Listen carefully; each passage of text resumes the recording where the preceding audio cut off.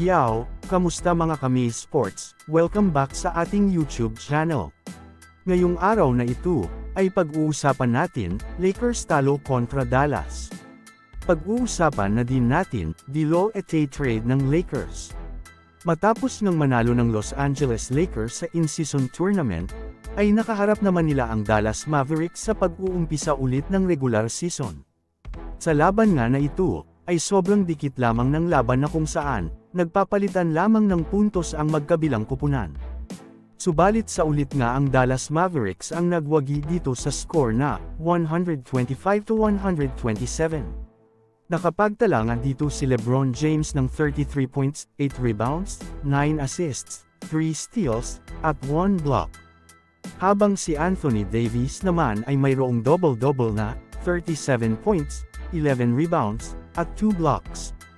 Nandyan rin si Austin Reeves na mayroong 20 points, at Taurean Prince na mayroong 15 points. Habang si D'Angelo Russell naman ay nakapagtala lamang ng 7 points.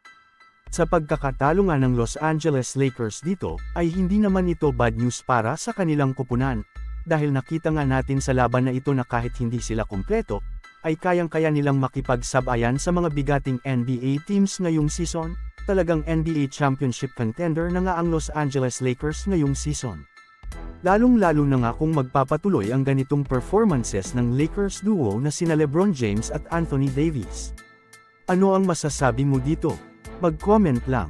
Samantala ako naman tayo sa sumunod na balitaan kung saan, naglabas nga ng isang report ang mga NBA insiders patungkol sa mga NBA players na eligible na sa isang trade ngayong season.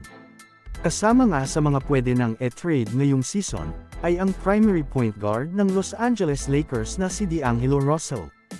Kaya naman trending nga ngayong ang isang balita na inilabas ni Mike Scotto ng ESPN, na kung saan ayon nga dito ay, malaki nga daw ang chance na e-trade na ng Los Angeles Lakers itong si D'Angelo Russell.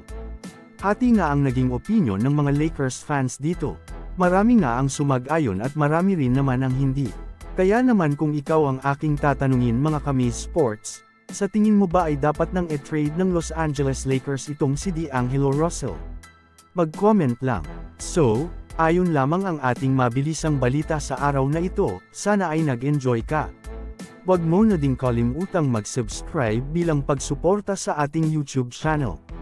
Maraming salamat po.